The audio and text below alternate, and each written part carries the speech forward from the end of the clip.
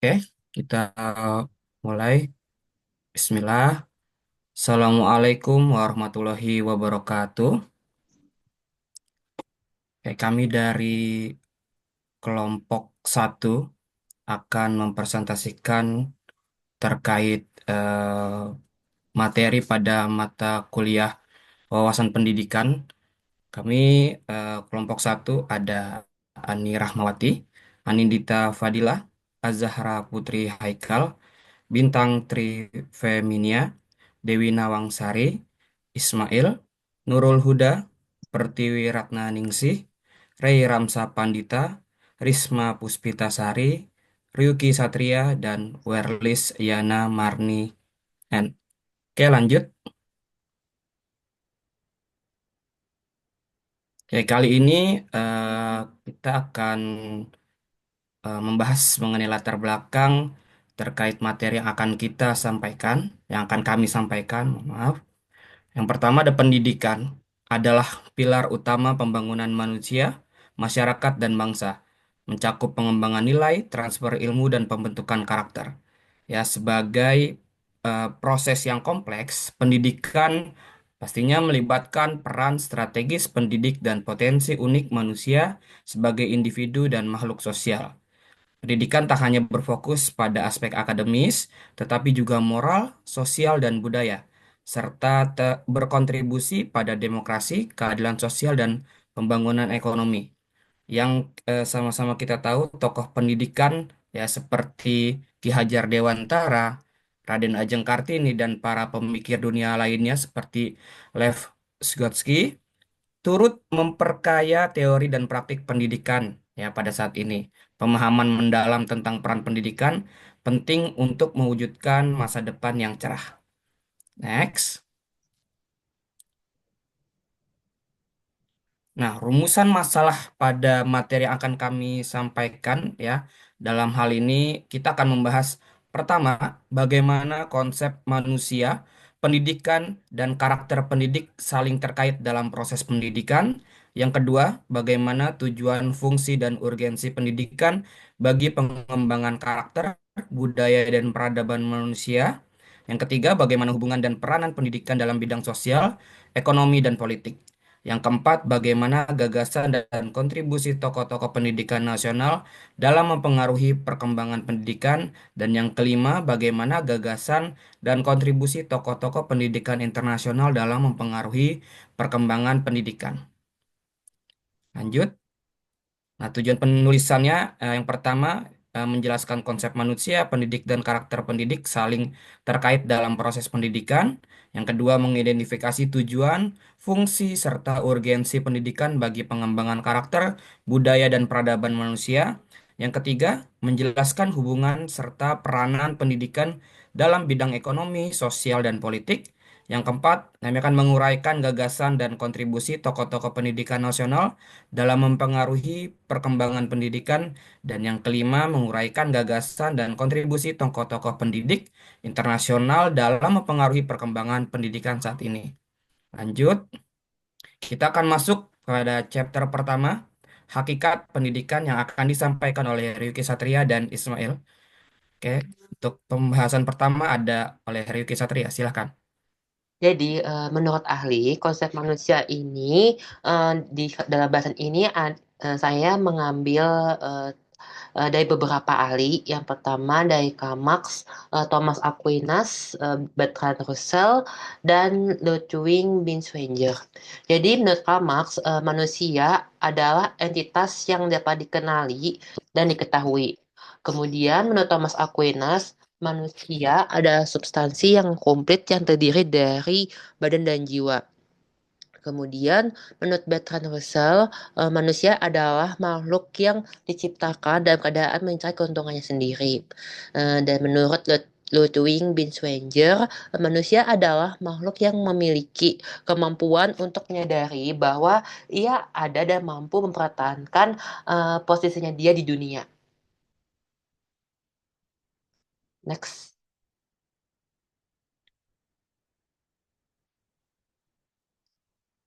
Untuk hakikat manusia sendiri itu ada yang secara filsafat, sosiologis, antropologis, hukum, dan psikologis.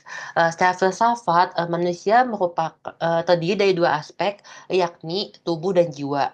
Dan secara sosiologisnya itu, manusia itu baru menjadi seorang manusia sesungguhnya ketika dia berbaur dengan manusia yang lain. Dan secara antropologis, manusia ini tidak bisa lepas tangan dengan lingkungan budayanya. Kemudian dari segi perspektif hukum, manusia adalah makhluk yang bermartabat tinggi. Dan secara psikologis, manusia memiliki dorongan kejiwaan untuk mewarnai dirinya.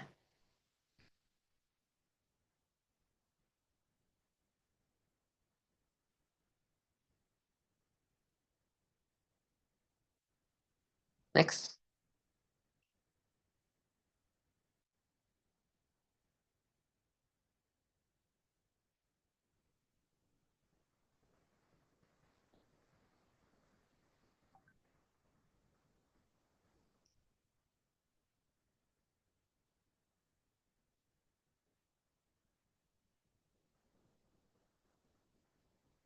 Oh iya, untuk konsep pendidikan sendiri, nih, menurut Sobaidi, pendidikan adalah suatu proses yang dimana terjadi ada proses perubahan atau transformasi seorang dalam rangka mewujudkan tujuan pendidikan dan merupakan cara untuk menegakkan nilai-nilai yang memanusiakan manusia.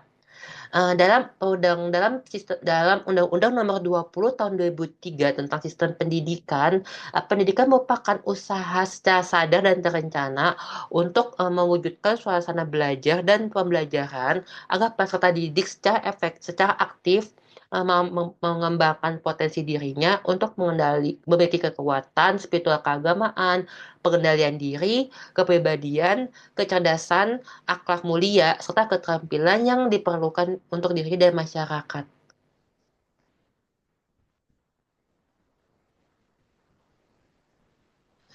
Untuk konsep pendidikan sendiri, menurut Ki Hajar Dewantara, pendidikan adalah suatu upaya untuk memajukan budi pekerti atau karakter, pikiran atau intelektual dan jasmani anak agar mereka dapat hidup secara harmonis.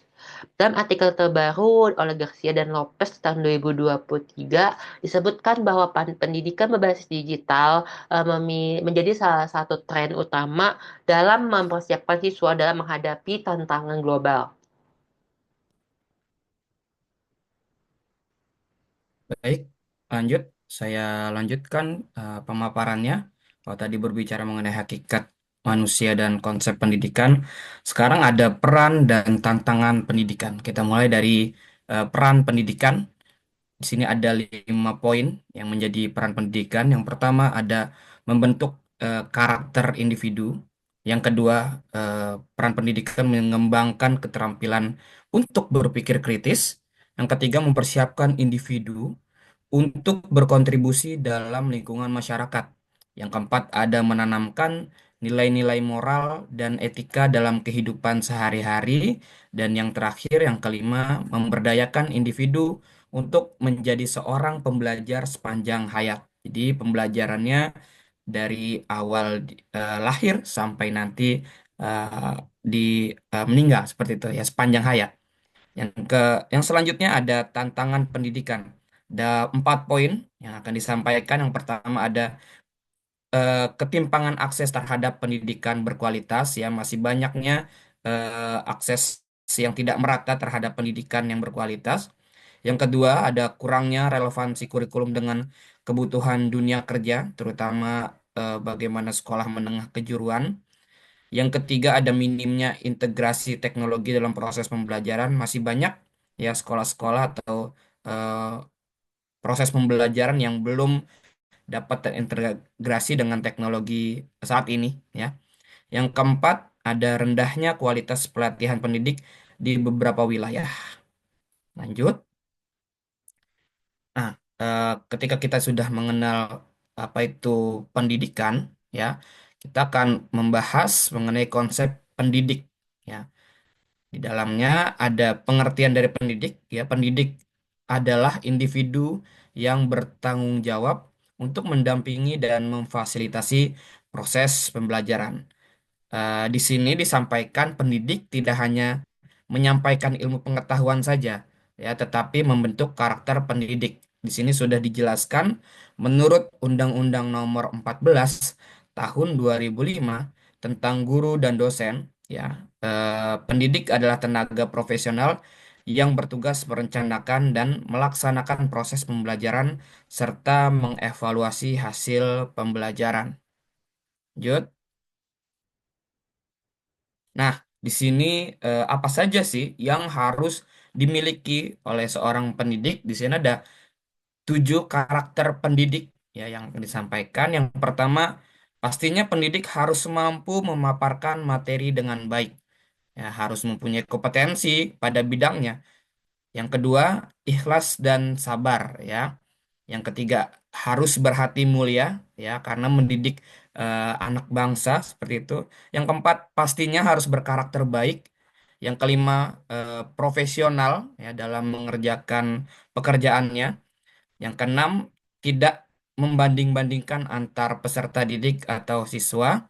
Yang ketujuh, cakap dalam hal mengenali siswa. Jadi harus tahu apa saja yang menjadi kekurangan dari siswa yang diajarkan. Selanjutnya masuk ke chapter 2.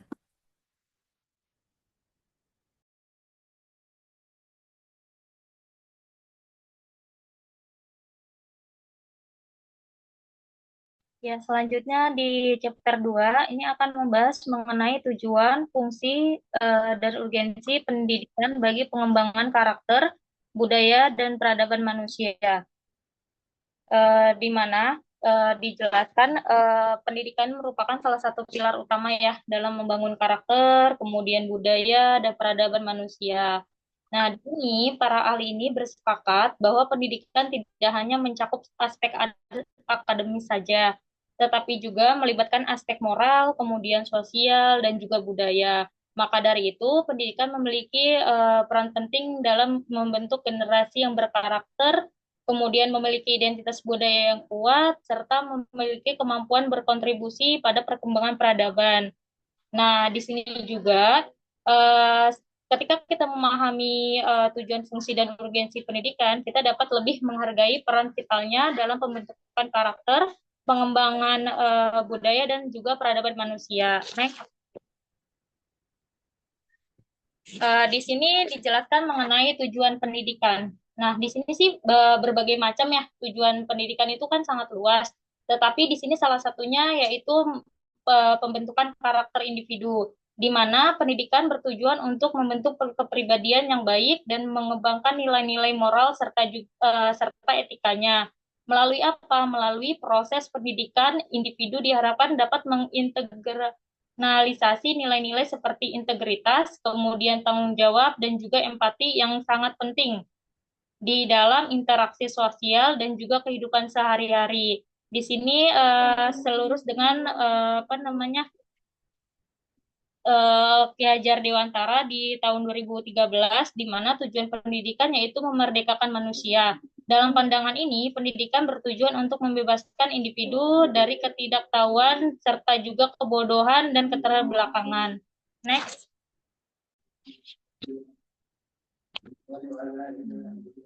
Selanjutnya kita akan membahas mengenai beberapa tujuan pendidikan lainnya yang dimana diakui oleh beberapa ahli.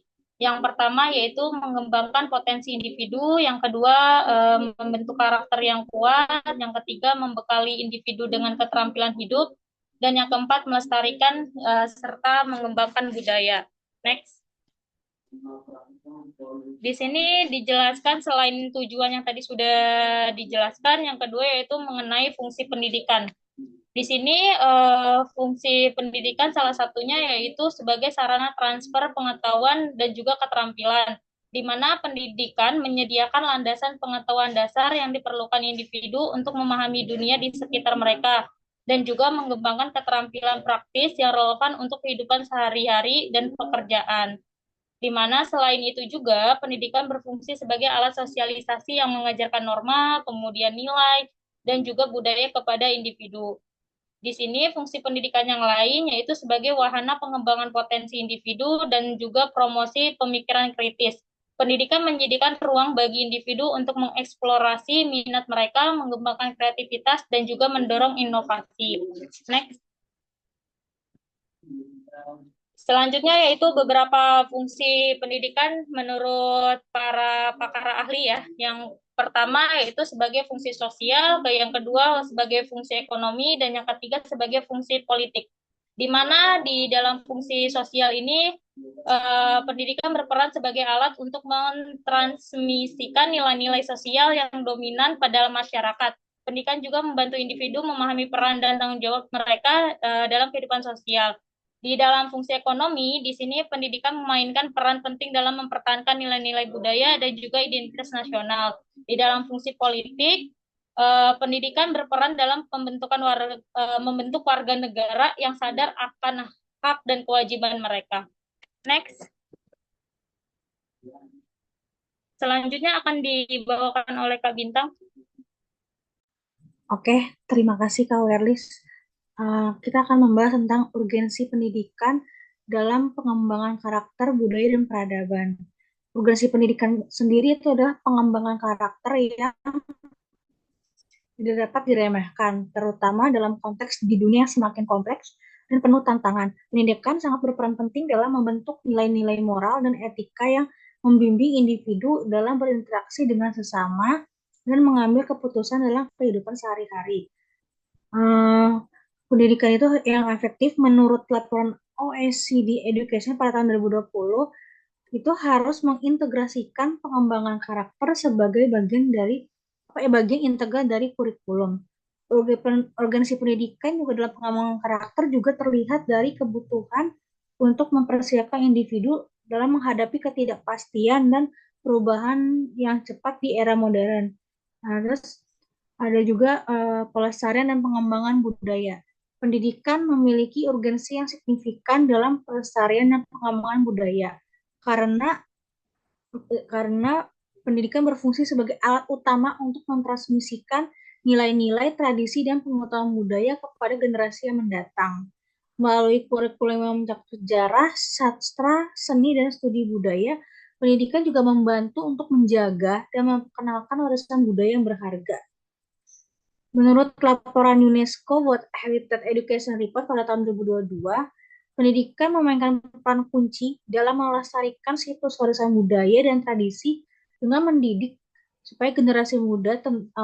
mendidik para generasi muda tentang pentingnya pelestarian dan penghargaan terhadap kekayaan budaya mereka. Next, Kak. Terus ada juga pembangunan peradaban. Pendidikan juga memiliki peran yang sangat krusial dalam kemajuan peradaban dunia, di mana menurut Arnold Toynbee tahun 1934, setiap peradaban itu selalu ditopang oleh sistem pendidikan yang kuat.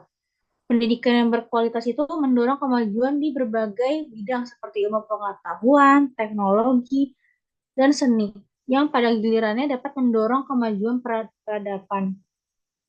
Nah, menurut laporan UNESCO Education for Sustainable Development Goals tahun 2023, pendidikan yang berkualitas merupakan elemen penting yang dalam mendukung kemajuan peradaban dengan mempersiapkan generasi mendatang untuk menghadapi tantangan global seperti perubahan iklim dan kemajuan teknologi. Next, Kak.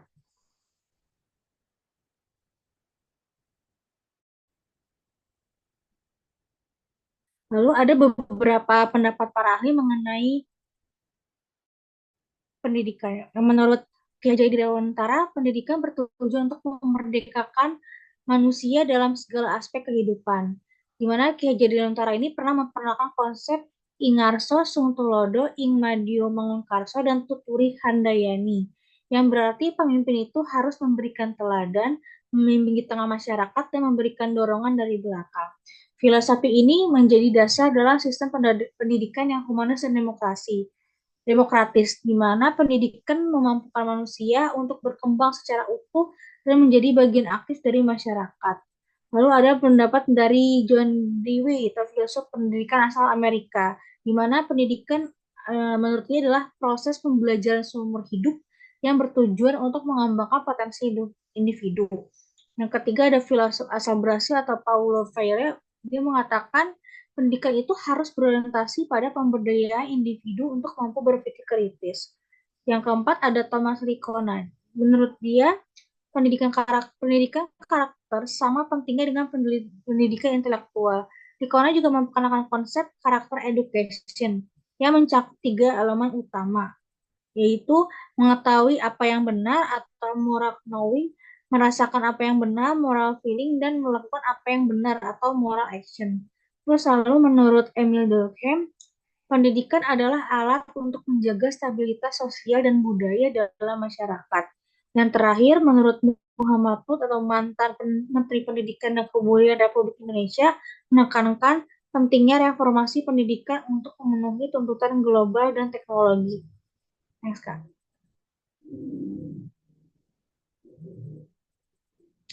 Selanjutnya chapter 3. Ya, baik. Berikutnya itu membahas mengenai hubungan dan juga peranan pendidikan dalam bidang sosial, ekonomi, dan politik. Ya, yang dimana yang pertama itu terkait latar belakang, pendidikan memiliki peran penting dalam politik, sosial, dan ekonomi. Dalam politik, pendidikan membantu warga negara memahami hak dan kewajiban mereka, sehingga meningkatkan partisipasi dan kualitas demokrasi. Secara sosial, pendidikan mengurangi ketidaksetaraan dan meningkatkan mobilitas sosial dengan memberi akses pada kesempatan yang lebih baik. Pendidikan juga mendorong solidaritas melalui nilai seperti toleransi dan inklusi. Dan dalam ekonomi pun, pendidikan meningkatkan produktivitas dan inovasi yang mendorong pertumbuhan ekonomi. Hubungan antara pendidikan, politik, dan ekonomi saling mendukung, di mana pendidikan yang baik menghasilkan kebijakan dan kesejahteraan yang lebih baik. Akses merata terhadap pendidikan berkualitas sangat penting untuk mencapai masyarakat yang adil dan sejahtera. Lalu yang berikutnya, hubungan pendidikan dengan bidang sosial, yaitu pendidikan dan pembangunan karakter, di mana tidak hanya bertujuan untuk memberikan pengetahuan dan juga keterampilan, tetapi juga membentuk karakter individu agar memiliki integritas, tanggung jawab, toleransi, dan kepedulian sosial. Pendidikan karakter bertujuan menanamkan nilai-nilai moral yang baik, sehingga peserta didik mampu memahami, merasakan, dan juga melakukan hal-hal yang benar. Menurut Thomas Lickona, pendidikan karakter melibatkan 3 komponen utama. Yang pertama, pengetahuan tentang kebaikan. Yang kedua, keinginan untuk melakukan kebaikan. Dan terakhir, tindakan nyata dalam berbuat baik. Lalu, ada peran pendidikan dalam kesetaraan sosial. Pertama, pendidikan sebagai alat pemberdayaan, yaitu di mana dalam mencapai kesetaraan sosial itu memberikan individu seperti misalkan pengetahuan ataupun keterampilan dan sikap yang diperlukan untuk menghadapi tantangan dalam kehidupan. Lalu yang berikutnya ada mengurangi ketidaksetaraan ekonomi, di mana eh, ketika akses pendidikan diperluas dan ditingkatkan kualitasnya, masyarakat dapat mengurangi kesenjangan antara kaya dan miskin. Pendidikan juga bisa memberikan keterampilan yang dibutuhkan dalam dunia kerja yang dapat meningkatkan daya saing individu di pasar kerja. Yang ketiga, mendorong kesadaran sosial dan keterlibatan masyarakat. Yang keempat, mendorong keragaman dan inklusi yang termasuk dalam kunci untuk mencapai kesetaraan sosial. Di mana melalui pendidikan yang menghargai keragaman, siswa dari berbagai latar belakang yang itu dapat belajar dan tumbuh dalam lingkungan yang saling menghormati. Dan terakhir, pendidikan berbasis nilai. Selanjutnya akan diteruskan oleh rekan saya, Kak Rey. Baik, izin meneruskan. Eh, Dampak pendidikan terhadap relasi sosial. Yang pertama adalah pembentukan identitas sosial. Jadi pendidikan membentuk identitas sosial ini melalui pengajaran nilai, norma, dan tradisi, lalu juga membantu individu untuk memahami peran mereka di masyarakat, sistem pendidikan inklusif, mendorong penghargaan terhadap kebudayaan budaya dan memperkuat harmonisasi sosial. Kemudian yang kedua adalah peningkatan interaksi sosial. Sekolah sebagai ruang interaksi dari berbagai latar belakang, kemudian membentuk keterampilan sosial seperti empati, toleransi, dan kerjasama, dan juga mendukung terciptanya masyarakat yang kohesif melalui nilai-nilai demokrasi dan keadilan. Dan yang ketiga adalah pengurangan ketimpangan sosial. Jadi maksudnya adalah jadi pendidikan ini sebagai alat mobilitas sosial untuk memberikan akses yang setara. Nggak, tantangannya itu ketimpangan akses di wilayah kurang berkembang dapat memperburuk eh, adanya jurang sosial. Nah, lalu dibutuhkan juga kerjasama untuk menciptakan sistem pendidikan yang berkeadilan. Yang keempat adalah pengaruh pendidikan tinggi terhadap relasi sosial. Jadi pendidikan tinggi itu membuka peluang kolaborasi, inovasi, dan keterlibatan sosial politik. Juga potensi jurang sosial akibat perbedaan tingkat pendidikan harus diatasi dengan program yang inklusif. Jadi dampak pendidikan relasi sosial ini nggak hanya meningkatkan kemampuan individu, tapi juga memperkuat relasi sosial. Pendidikan yang inklusif dan keadilan diperlukan untuk membangun masyarakat yang harmonis dan juga sejahtera. Next, Kak. Nah, lalu di sini ada peran pendidikan dalam bidang ekonomi. Yang pertama adalah pendidikan sebagai pendorong produktivitas tenaga kerja. Jadi pendidikan ini meningkatkan keterampilan tenaga kerja sehingga lebih produktif dan mampu memanfaatkan teknologi. Kemudian juga tenaga kerja terdidik menghasilkan output yang lebih besar dan meningkatkan PDB suatu negara. Lalu yang kedua ada pendidikan sebagai sumber inovasi teknologi. Maksudnya adalah pendidikan yang mendorong inovasi dengan memberikan fondasi ilmu, pengetahuan, dan juga teknik. Jadi semakin tinggi pendidikan masyarakat, semakin besar juga peluang menciptakan teknologi baru yang meningkatkan efisiensi dan juga daya saing ekonomi. Nah, yang ketiga adalah modal manusia sebagai investasi ekonomi. Kenapa demikian? Jadi pendidikan dipandang sebagai bentuk investasi jangka panjang, seperti investasi pada mesin atau infrastruktur. Lalu, tenaga kerja yang terdidik menjadi agen perubahan yang mampu memanfaatkan peluang ekonomi dan beradaptasi dengan pasar global. Ada juga yang keempat adalah pendidikan dan penurunan pengangguran. Apa sih dampaknya? Jadi inovasi individu dengan pendidikan yang lebih tinggi memiliki peluang kerjasama lebih besar. Jadi karena keterampilan mereka yang relevan dengan kebutuhan di pasar.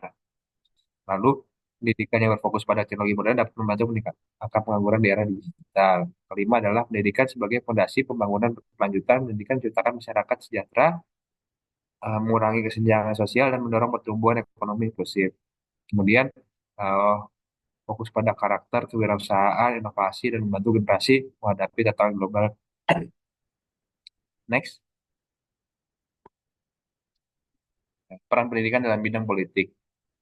Jadi pendidikan dan politik sering dianggap terpisah dengan anggapan bahwa politik hanya berorientasi pada kepentingan sementara. Jadi, pendidikan merangkul semua pihak.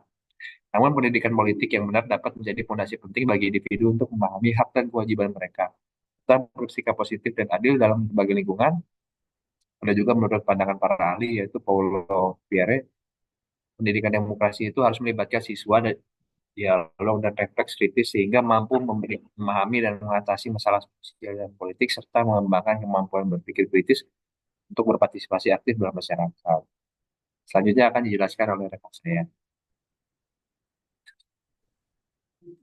Baik, terima kasih. Kemudian selanjutnya saya akan menjelaskan mengenai eh, pendidikan ini bisa dipandang sebagai alat propaganda atau alat pembebasan.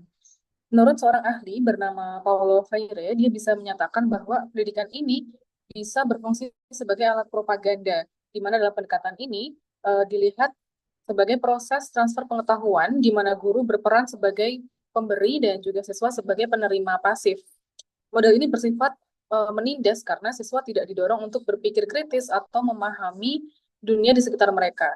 Tujuan utamanya adalah menjaga status quo dan melestarikan struktur kekuasaan yang ada.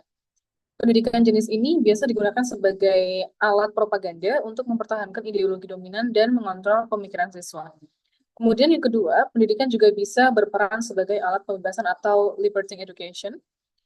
yang sangat berbeda dengan pendekatan propaganda tadi, di mana pendidikan ini merupakan alat pembahasan yang berfokus pada dialog dan juga partisipasi aktif antara guru dan juga siswa.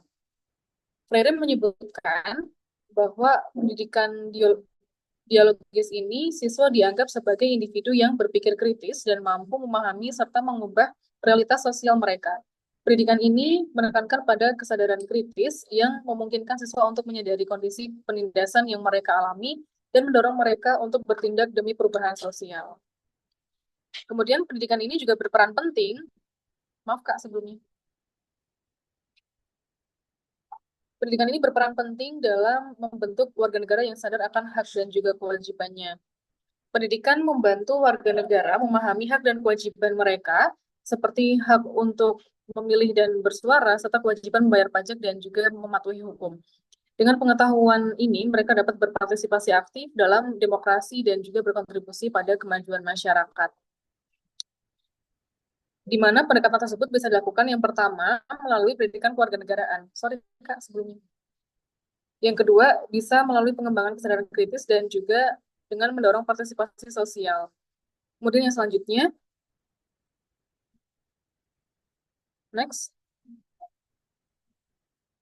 ada pendidikan dan peran pendidikan dalam bidang lainnya. Yang pertama dalam bidang kesehatan, di mana pendidikan ini memiliki hubungan yang sangat erat dengan peningkatan kesadaran perilaku hidup sehat. Orang yang memiliki pendidikan yang baik cenderung akan memiliki pengetahuan, sikap, dan juga keterampilan yang lebih baik dalam menjaga kesehatan mereka. Pendidikan ini meningkatkan kesadaran individu tentang pentingnya perilaku sehat dan membantu mereka membuat keputusan yang tepat terkait kesehatan. Kemudian yang kedua, terkait pendidikan dalam bidang lingkungan. Pendidikan memiliki peran penting dalam menanamkan nilai-nilai keberlanjutan lingkungan dengan membekali individu pengetahuan, sikap, dan keterampilan untuk menjaga kesadaran lingkungan.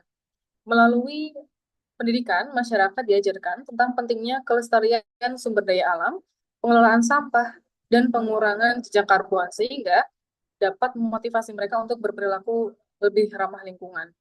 Kemudian, peran pendidikan dalam bidang teknologi, di mana seperti yang telah kita ketahui, teknologi pendidikan ini telah menjadi inovasi penting dalam meningkatkan kualitas pembelajaran dan akses pendidikan, di mana penggunaan teknologi seperti e-learning, aplikasi pendidikan, dan alat interaktif memungkinkan proses pembelajaran menjadi lebih menarik, fleksibel, dan juga dapat diakses oleh lebih banyak orang, termasuk mereka yang berada di daerah terpencil atau memiliki keterbatasan fisik.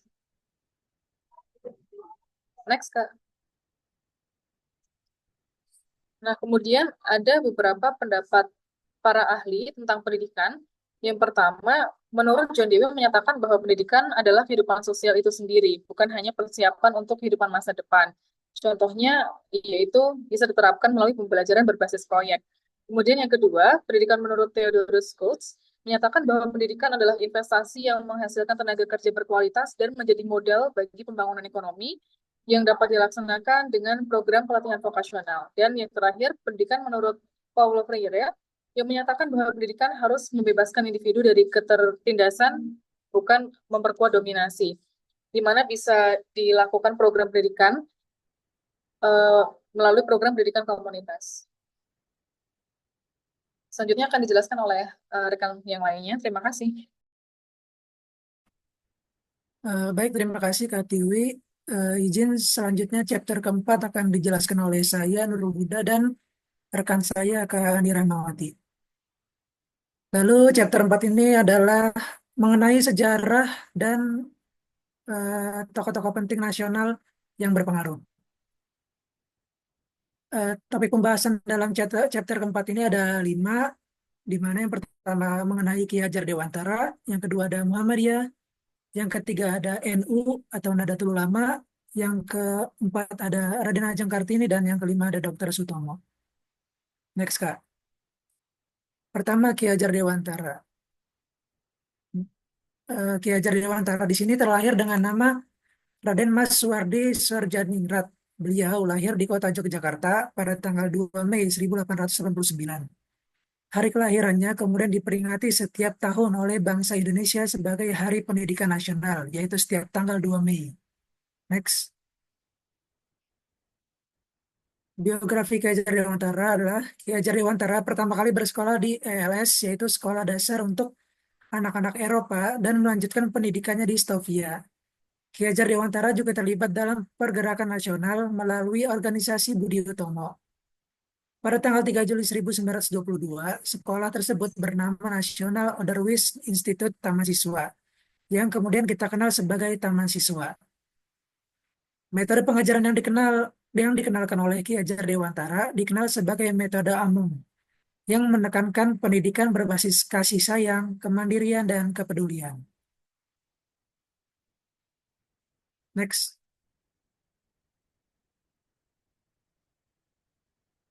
Lalu kontribusi dan implikasi dalam dunia pendidikan, di mana menurut Ki Hajar Dewantara, pendidikan bertujuan untuk menuntun segala kodrat yang ada pada anak-anak, agar mereka dapat mencapai keselamatan dan kebahagiaan yang setinggi-tingginya.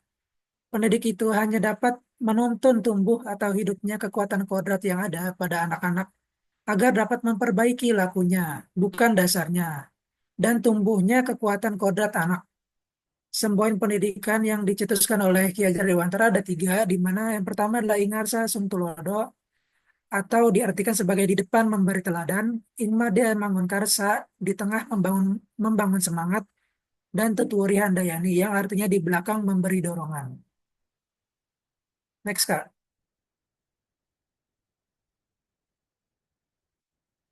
Lalu yang kedua ada Muhammadiyah, yang didirikan oleh Ahmad Dahlan. Kiai Haji Ahmad Dahlan adalah tokoh pendidikan Indonesia sekaligus pendiri Muhammadiyah. Muhammadiyah berdiri pada tanggal 18 November 1912. Dasar tujuan pendidikan Muhammadiyah ini yaitu ajaran Islam yang bersumber dari Al-Quran dan Sunnah Rasul dalam usaha penyelenggaraan pendidikannya. Next. Lalu biografi dari Ahmad Dahlan ini, Ahmad Dahlan mulai meniti karirnya sebagai seorang pendidik dan penceramah agama. Pada tahun 1912, ia mendirikan Muhammadiyah sebagai wadah untuk meningkatkan pendidikan, memperkuat keimanan, dan mengembangkan kesejahteraan umat Islam. Muhammadiyah yang didirikan oleh Ahmad Dahlan ini menjadi gerakan Islam yang berpengaruh di Indonesia. Organisasi ini mendorong modernisasi Islam, pembaharuan dalam bidang pendidikan, dan upaya memperbaiki kondisi sosial ekonomi umat Islam. Next. Kontribusi dan implikasi dalam dunia pendidikan, di mana Muhammadiyah tidak tertarik untuk mendirikan pesantren, karena pada saat itu pesantren cenderung mengisolasi diri. Sekolah-sekolah yang diselenggarakan Muhammadiyah ada yang bercorak sekolah umum, seperti sekolah yang diselenggarakan pemerintah Belanda, dan ada sekolah-sekolah khusus keislaman. Pemikiran Kiai Haji Ahmad Dahlan terkait pendidikan adalah sebagai berikut, di mana yang pertama, pendidikan yaitu sebagai kewajiban dan kunci kemajuan umat. Yang kedua, pendidikan agama yang berlandaskan kepada Al-Quran dan As-Sunnah. Yang ketiga, pendidikan yang berpusat pada pendidikan karakter.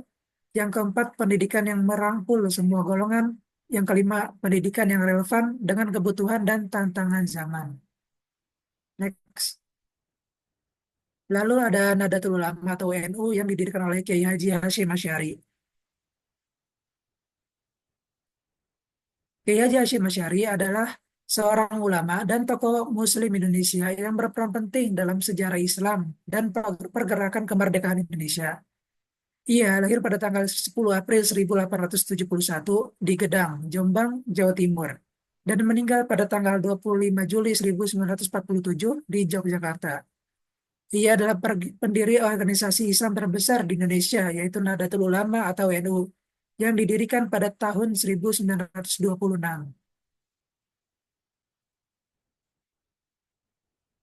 Biografi dari Nahdlatul Ulama atau NU, di mana NU berkomitmen untuk memperjuangkan dan mempertahankan ajaran Islam yang moderat, toleran, dan inklusif. Sebagai pimpinan NU, Hasyim Asy'ari memperkuat identitas agama dan budaya bangsa Indonesia, serta memperjuangkan kemerdekaan Indonesia dari penjajahan. Hasyim Asy'ari dianggap sebagai peneliti dengan pemikiran yang moderat dan komprehensif. Hasyim Asy'ari dianggap sebagai tokoh terpenting dalam sejarah Islam dan pendidikan nasional di Indonesia. Next. organisasi NU atau Nahdlatul Ulama sejak awal berdiri, organisasi tersebut telah memiliki landasan gerakan ekonomi, gerakan keilmuan dan kebudayaan, gerakan politik, serta gerakan pendidikan. Pilar penting gerakan Nahdlatul Ulama meliputi yang pertama adalah wawasan ekonomi kerakyatan, yang kedua wawasan terkait keilmuan dan sosial budaya, yang ketiga wawasan kebangsaan. Lalu NU sendiri itu mendirikan Lembaga Pendidikan Ma'arif NU atau LP Ma'arif NU sebagai divisi khusus yang bergerak di bidang pendidikan. Next. Sebelumnya, Kak, konsep pemikiran Kiai Haji Hashim Asy'ari. Kiai Haji Hashim Asy'ari mendirikan pesantren yang bernama Pesantren Tebu Ireng. Melalui pesantren di Tebu Ireng itu, Kiai Haji Hashim Asy'ari mengembangkan dua gagasan utama dalam pendidikan, yaitu metode musyawarah yang menekankan keterbukaan dan toleransi dalam diskusi, serta sistem madrasah di pesantren yang memadukan pengajaran tradisional seperti Soroga dan Bandongan dengan pendekatan refleksi. Lalu Kiai Haji Hashim Asy'ari juga menegaskan bahwa belajar tidak hanya menghilangkan kebodohan, tetapi mencari keridhaan Allah yang membuat manusia menemukan kebahagiaan di dunia dan di akhirat. Next, Kak. Nah, selanjutnya ada Raden Ajeng Kartini yang akan dijelaskan oleh rekan saya. Dipersilakan. Baik, untuk selanjutnya di sini ada tokoh Raden Ajeng Kartini. Biografi dari Raden Ajeng Kartini, ia lahir di Jepara tanggal 21 April tahun 1879. Beliau adalah seorang tokoh pahlawan nasional wanita dari suku Jawa. Di sini R.A. Kartini berasal dari bangsa priai, yaitu Kartini bersekolah di ELS atau Europe's Lagere School sampai usia 12 tahun. Di sisi lain, Kartini juga belajar bahasa Belanda. Kartini banyak membuat tulisan dan kutipan. Perhatiannya di sini tersorot pada emansipasi wanita agar memperoleh kebebasan, otonomi, dan persamaan hukum sebagai bagian dari pergerakan yang lebih luas. Next. Kontribusi dan implikasinya dalam dunia pendidikan di sini peran R.A. Kartini dalam memajukan pendidikan Indonesia merupakan salah satu contoh kontribusi wanita dalam sejarah. Kartini mendobrak kondisi yang memprihatinkan tersebut dengan membangun sekolah khusus wanita. Selain itu, beliau juga mendirikan perpustakaan bagi anak-anak. Gagasan Kartini tentang pendidikan tercermin dalam karyanya Door Duisternis Tot Licht atau bukunya yaitu Habis Gelap Terbitlah Terang yang menjadi simbol perjuangannya dalam pendidikan dan pemberdayaan perempuan. Lalu Kartini mengajar bahwa wanita harus memiliki pemikiran yang jauh ke depan dan pendidikan adalah sarana penting untuk meningkatkan derajat dan martabat bangsa. Kartini juga menekankan bahwa pendidikan tidak hanya untuk mempertajam akal, tetapi juga untuk meningkatkan budi pekerti, yang kini dikenal sebagai pendidikan karakter. Next. Selanjutnya, untuk para guru di sekolah, Kartini berharap guru tidak hanya mengajar semata, tetapi juga harus menjadi pendidik.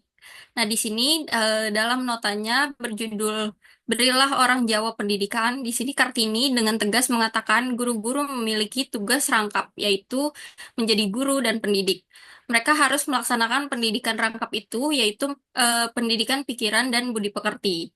Bagi Kartini, mendidik perempuan merupakan kunci peradaban, karena perempuan adalah yang akan mendidik anak-anaknya ataupun generasi muda selanjutnya. Nah, bahan bacaan menjadi gagasan Kartini karena bahan bacaan ataupun yang sekarang ini kita artikan sebagai sumber belajar merupakan alat pendidikan yang diharapkan banyak mendatangkan kebajikan. Next. Selanjutnya di sini ada Dr. Sutomo. Dr. Sutomo ini bernama asli yaitu Subroto. Ia lahir pada tanggal 30 Juli 1888 di Desa Ngepet, Peh di Nganjuk, Jawa Timur. Ia berasal dari keluarga priai, ayahnya adalah Raden Suwaji, seorang pejabat pangreh modern. Sedangkan kakeknya adalah Raden Ngabehi Singawijaya alias Kiai Haji Abdurrahman yang disegani di Nganjuk. Biografi dari Sutomo, ia bersekolah di ELS pula sama seperti Kartini di Bangil. Lalu nama aslinya yang bernama Subroto diubah menjadi Sutomo agar diterima di sekolah tersebut. Setelah lulus dari ELS, Sutomo menghadapi pilihan untuk melanjutkan studi antara Sofia at- yang disarankan oleh kakek neneknya untuk menjadi seorang pegawai negeri ataupun Stovia, yaitu sekolah kedokteran di Batavia yang diinginkan oleh ayahnya. Di sini pada akhirnya Sutomo memutuskan bersekolah di Stovia, yaitu pilihan dari ayahnya. Next. Kontribusi dan implikasi dalam dunia pendidikan di sini Dr. Sutomo merupakan salah satu tokoh penting dalam sejarah Budi Utomo, yaitu organisasi kebangsaan yang didirikan pada tahun 1908 oleh sekelompok tokoh Jawa yang terdiri dari para priai, guru, dan pedagang. Organisasi ini bertujuan untuk memperjuangkan hak-hak bangsa Indonesia dan memajukan kebudayaan Jawa. Dr. Sutomo awalnya aktif sebagai anggota Budi Utomo, namun kemudian meninggalkan organisasi tersebut karena perbedaan pandangan terkait tujuan organisasi. Selanjutnya, Dr. Sutomo lebih memilih pendidikan sebagai sarana memperkuat kesadaran nasional dan memajukan bangsa. Sedangkan Budi Utomo fokus pada pengembangan kebudayaan Jawa. Dan Dr. Sutomo mendirikan organisasi baru yaitu Taman Siswa yang menerapkan prinsip-prinsip pendidikan yang inklusif dan mengedepankan nilai-nilai kebangsaan. Next. Selanjutnya akan dilanjut oleh rekan saya. Selanjutnya akan dibahas mengenai sejarah dan pemikiran tokoh-tokoh pendidikan internasional. Anggota kelompoknya di sini ada saya Anita Fadila, Dewi Nangsari, dan Risma Puspitasari. Next. Untuk pendahuluannya, pendidikan merupakan salah satu aspek fundamental dalam membangun peradaban manusia. Sepanjang sejarah, berbagai tokoh internasional telah memberikan kontribusi penting terhadap perkembangan pemikiran pendidikan. Mereka datang dari berbagai latar belakang budaya, sosial, dan politik. Namun, tujuan utamanya sama, yaitu untuk menciptakan pendidikan yang inklusif, efektif, dan bermakna. Kegiatan pembelajaran tidak dapat dilakukan sembarangan, tetapi harus berlandaskan pada teori-teori dan prinsip-prinsip belajar tertentu agar bisa bertindak secara tepat. Artinya, teori-teori dan prinsip-prinsip belajar ini diharapkan dapat membimbing dan mengarahkan dalam merancang dan melaksanakan kegiatan pembelajaran. Next. Oke. Yang pertama itu ada tokohnya yang bernama Lev Vygotsky. Lev Vygotsky ini nama lengkapnya yaitu Lev Seminovich Vygotsky. Lahir di 17 November 1896 di Orsha. Wafat pada 11 Juni 1934 pada umur 37 tahun di Moskow. Next. Konsep teori Vygotsky yaitu ada teori sosiokultural atau konstruktivisme sosial. Vygotsky menekankan pada assisted recovery learning yang berarti bahwa belajar bagi anak dilakukan dalam interaksi dengan lingkungan sosial maupun fisik.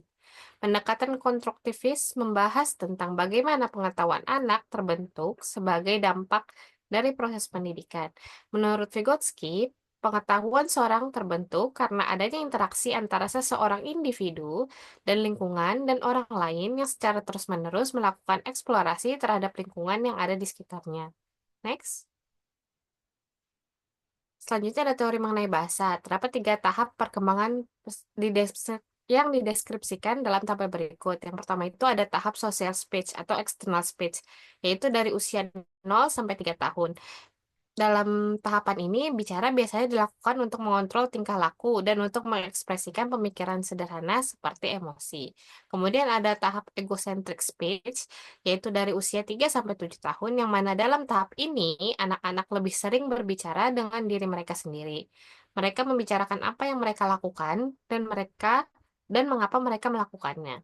Selanjutnya ada tahap inner speech, yaitu pada usia di atas 7 tahun sampai dewasa. Di mana dalam tahapan ini, Pembicaraan batin merupakan proses hubungan antara pikiran dan bahasa. Pada tahap ini, setiap individu telah sampai pada tipe fungsi mental yang lebih tinggi. Next. Selanjutnya ada Zone of Proximal Development atau ZDP. Dalam teori ini disebutkan bahwa proses pembelajaran akan terjadi jika seseorang mencoba hal baru atau mencoba untuk menyelesaikan tugas-tugas yang belum pernah ia dapatkan sebelumnya secara mandiri. ZPD terbagi menjadi dua, yaitu Actual Development Level, yaitu level pembelajaran di mana tempat anak itu sudah memiliki kompetensinya. Kemudian ada level of potential development, yaitu potensi apa yang mungkin dicapai oleh pembelajar itu di kemudian hari. Next.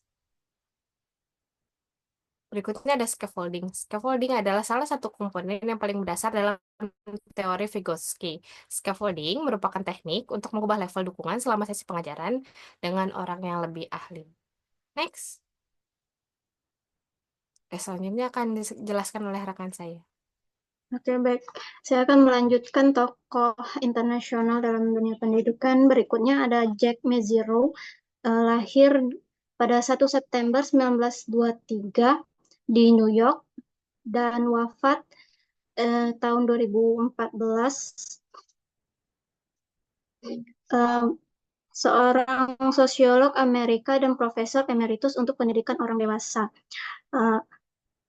Jack Mezirow ini lulusan dari Columbia University dengan studi filsafat, pernah memiliki pengalaman sebagai pejabatan Angkatan Darat di Amerika Serikat selama Perang Dunia II, lalu melanjutkan sekolah di Columbia University pada tahun 1949 dan melanjutkan karirnya sebagai dosen di University of California. Dan di sanalah beliau melahirkan banyak karya. Yang paling terkenal adalah teori transformasional yang dibuat dalam bukunya Transformative Dimensions of Adulting Learning. Konsep pendidikan menurut Mezirow, Mezirow mengembangkan teori pembelajaran transformatif. Teori yang muncul dalam dunia pendidikan dikembangkan pertama kali oleh Mezirow di tahun 70-an.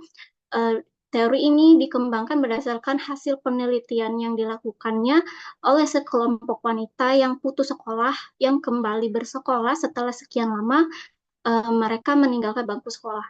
Fokus dari penelitian ini adalah perubahan peranan dan konsep diri yang terjadi pada para wanita tersebut sebagai akibat dari hasil proses pembelajaran.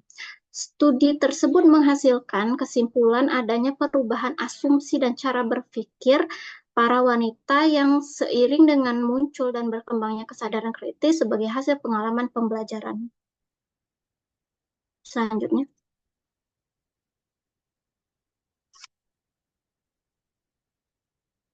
Next. Oke.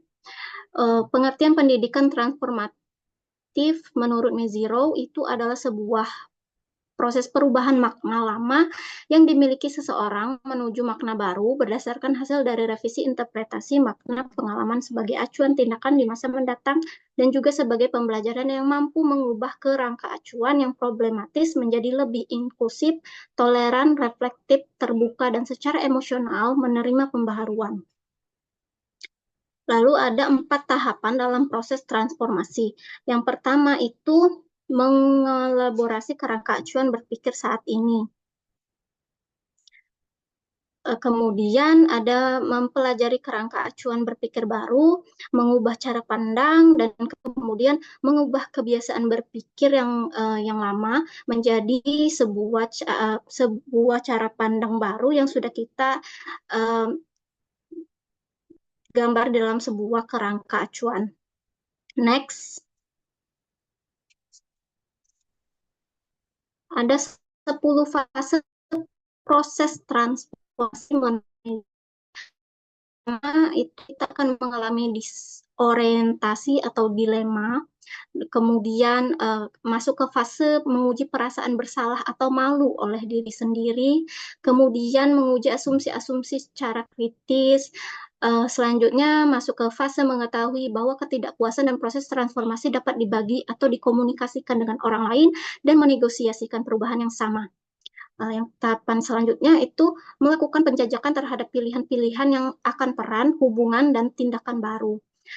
Fase selanjutnya merencanakan tindakan, kemudian memperoleh pengetahuan dan keterampilan untuk mengimplementasikan rencana yang sudah didapatkan, kemudian mencoba peran baru dari hasil rencana dan pengetahuan keterampilan tadi, dan yang fase selanjutnya membangun kompetensi dan kepercayaan diri dalam peran dan hubungan baru, dan tahapan terakhir itu adalah integrasi kehidupan dengan perspektif baru. Next. Tokoh selanjutnya adalah Jean Piaget, lahir di tahun 1896 pada tanggal 9 Agustus di Swiss. Beliau berlatar belakang pendidikan di University of Neuchâtel 1918 dengan gelar PhD dan telah menulis lebih dari 60 buku dan ratusan artikel yang sudah ia mulai sedari usia 11 tahun. Dan Jean Piaget juga telah wafat di 16 September 1980.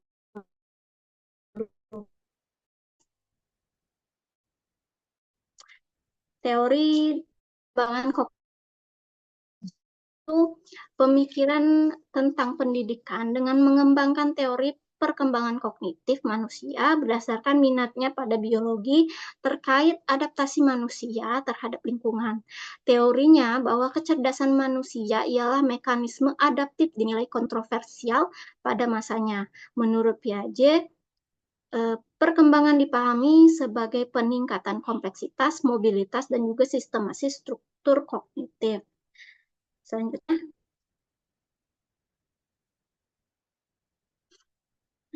ada teori perkembangan kognitif yang disampaikan oleh Jean Piaget. Menurut Piaget, dalam teorinya perolehan kecakapan intelektual akan berhubungan dengan proses mencari keseimbangan antara apa yang mereka rasakan dan ketahui pada satu sisi dengan apa yang mereka lihat suatu fenomena baru sebagai pengalaman atau persoalan. Nah, di sini tuh dibagi menjadi skema asimilasi, akomodasi, dan juga ekuilibrasi. Yang dimaksud dengan skema di sini adalah pola mental atau kognitif yang secara intelektual beradaptasi dan mengkoordinasi lingkungan sekitarnya. Menurut Piaget, anak yang dilahirkan dengan beberapa skemata sensori-motor yang memberi kerangka bagi interaksi awal anak dengan lingkungannya. Pengalaman awal si anak akan ditentukan oleh skema sensori-motor ini. Kemudian ada tahap asimilasi. Proses kognitif mengintegrasikan persepsi konsep pengalaman baru ke dalam skema yang sudah ada. Selanjutnya ada akomodasi. Melalui pengalaman dan skemata awal, kemudian akan dimodifikasi setiap pengalaman mengandung elemen unik yang harus diakomodasi oleh struktur kognitif anak tersebut, atau proses mengubah skema yang sudah ada sesuai dengan informasi yang baru. Yang selanjutnya itu ada ekuilibrasi, proses di mana memulihkan keseimbangan antara asimilasi dan juga akomodasi pemahaman sekarang dan juga pengalaman baru. Next. Nah, selanjutnya ada tahapan perkembangan kognitif. Tahapan ini terbagi menjadi beberapa bagian. Yang pertama itu sensori motorik, dari 0 sampai 1,5 tahun, pemahaman tentang dunia terbatas pada interaksi visual dan sentuhan dengan dunia saja. Lalu praoperasional yang dimulai dari 1,5 sampai 6 tahun, berpikir melibatkan gambaran visual tentang tindakan dan juga pengalaman sensori motor dan pemikiran simbolis. Lanjut ke operasional konkret yang dimulai dari 6 hingga 12 tahun, di mana struktur kognitif telah cukup berkembang untuk digunakan sebagai sistem logis dan digunakan di seluruh konteks. Selanjutnya adalah operasional formal di usia 12 ke atas. Penalaran abstrak dan dekontekstualisasi menggunakan proporsi verbal, premis, ide, dan konsep dimungkinkan tanpa akses ke objek konkret. Selanjutnya, tokoh selanjutnya akan dijelaskan oleh rekan saya. Baik, tokoh selanjutnya yaitu Robert Mills Gagny yang lahir pada tanggal 21 Agustus tahun 1916 di North Andover, Amerika Serikat. Kemudian meninggal pada 28 April tahun 2002 di Amerika Serikat. Latar belakang pendidikan dari Gagny yaitu memperoleh gelar sarjana dari Yale University, kemudian mendapatkan gelar PhD di bidang psikologi dari Brown University pada tahun 1940. Karir yang ditempuh oleh Gagny yaitu mengajar di beberapa institusi termasuk Princeton University dan University of California. Beliau juga bekerja di Angkatan Udara Amerika Serikat di mana ia mengembangkan teori belajar berdasarkan kebutuhan pelatihan militer. Next. Definisi belajar menurut Gagny yaitu sesuai dengan yang ada di dalam bukunya The Condition of Learning, mengemukakan bahwa belajar adalah perubahan yang terjadi dalam kemampuan manusia setelah belajar secara terus-menerus, bukan hanya disebabkan oleh pertumbuhan saja. Dari teori Jachny ini didasarkan pada model pemrosesan informasi yang artinya adanya perpaduan yang seimbang antara behavior dan kognitisme. Kemudian Jachny juga mengemukakan bahwa belajar sebagai seperangkat proses yang bersifat internal bagi setiap individu sebagai hasil transformasi rangsangan yang berasal dari peristiwa eksternal di lingkungan individu yang bersangkutan. Dari definisi di atas, dapat disimpulkan bahwa belajar sebagai suatu proses perubahan tingkah laku seseorang yang tercipta sebagai hasil dari pengolah informasi baru dengan pengalaman yang didapatkan sebelumnya. Next. Konsep pendidikan menurut Gagny. Mohon maaf, ada typo ya, yang dimaksud adalah Gagny. Terdiri dari 4 konsep, yaitu teori hierarki, kemudian komponen belajar, esensial belajar, yang ketiga fase-fase dalam belajar, dan yang keempat langkah peristiwa pembelajaran yang akan disampaikan di next slide. Next. Yang pertama, teori hierarki. Gagny mengembangkan bahwa teori hierarki keterampilan yang perlu dikuasai sebelum pembelajaran yang lebih kompleks itu terjadi. Jadi misalnya seseorang harus mempelajari dasar-dasar terlebih dahulu, baru mereka dapat menguasai keterampilan yang lebih tinggi.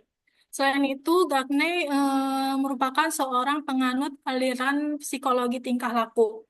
Jadi Gagny ini memiliki pandangan bahwa belajar merupakan perubahan tingkah laku yang kegiatannya mengikuti suatu hierarki kemampuan yang dapat diobservasi atau diukur.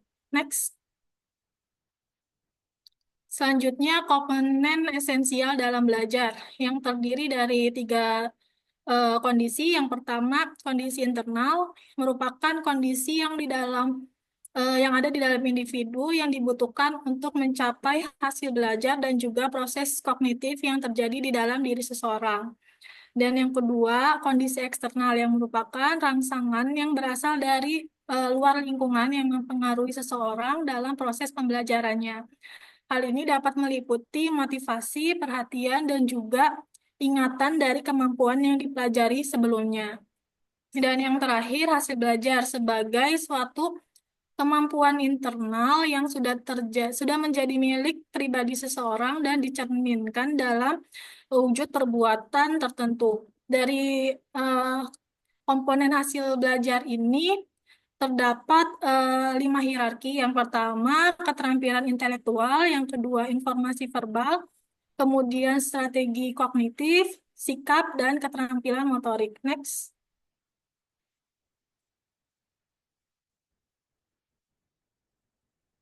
Oke, yang selanjutnya fase-fase dalam belajar. Dalam konsep pembelajaran menurut Gagny, fase-fase dalam belajar ini meliputi fase motivasi, yaitu pemberian harapan kepada peserta didik bahwa dengan belajar mereka akan mendapatkan reward atau hadiah.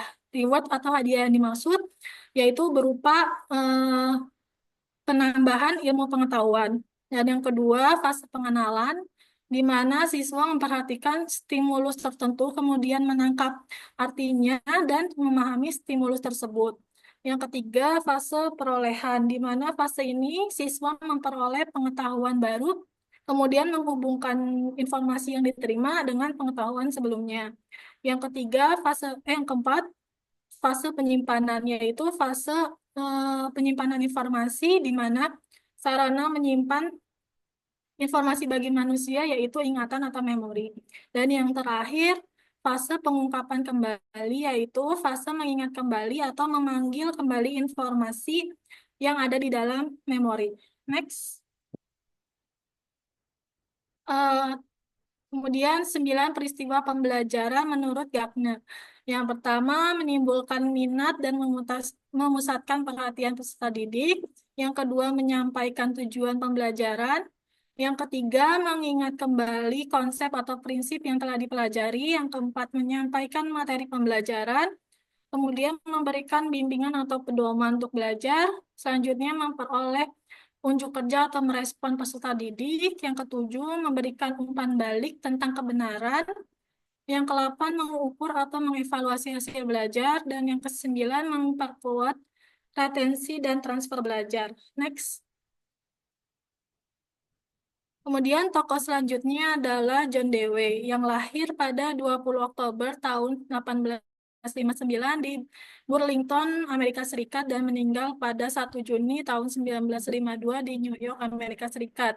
Latar belakang pendidikan dari John Dewey yaitu menempuh gelar sarjana dari Universitas Vermont pada tahun 1875, kemudian mendapat gelar doktor dari Universitas Johns Hopkins pada 1884 dengan disertasinya mengenai psikologi kan. Karir akademik dari John Dewey yaitu mengajar di beberapa sekolah di Pennsylvania dan Vermont. Kemudian mengajar juga di beberapa universitas. Selanjutnya, karya-karya utama John Dewey dalam bidang pendidikan. Yang pertama ada Demokrasi dan Education, kemudian Experience and Nature, Education Today, Problems of Man, and Knowing of the Now. And the Now, next. Konsep dasar pendidikan menurut John Dewey. Jadi, John Dewey mendefinisikan pendidikan sebagai aktivitas yang membuat nilai tambah bagi pengalaman untuk bisa mengarahkan pengalaman selanjutnya, menambah kapasitas secara bertahap, dan merekonstruksi pengalaman serta mengorganisasikannya. Dalam konteks pendidikan, pandangan filsafat progresivisme sangat mendominasi pemikiran dari John Dewey. Next. Tujuan pendidikan menurut John Dewey. Yang pertama ada tujuan pendidikan progresivisme, yaitu untuk memberi sejumlah keterampilan dan alat yang diperlukan individu agar dapat berinteraksi dengan lingkungannya. Yang kedua, tujuan pendidikan rekonstruksinisme, yaitu untuk meningkatkan kesadaran pendidik dalam menghadapi masalah-masalah sosial, ekonomi, dan politik yang sedang dihadapi oleh manusia. Next. Pemikiran studi filsafat pendidikan dari John Dewey. Sebagai seorang pendidik, namun juga John Dewey ini sebagai seorang filosof, di mana beberapa pemikirannya yaitu menganalisa situasi secara hati-hati, kemudian pendidikan sebagai proses pembentukan kecakapan fundamental secara intelektual dan emosional ke arah alam dan sesama manusia, kemudian pendidikan dan filsafat saling membutuhkan pendidikan sejalan dengan konsep instrumentalisme yang dibangunnya. Dan Dewey juga mendeskripsikan filosofi sebagai teori umum pendidikan dan pendidikan sebagai laboran yang di dalamnya terdapat perbedaan-perbedaan filosofi secara konkret. Next.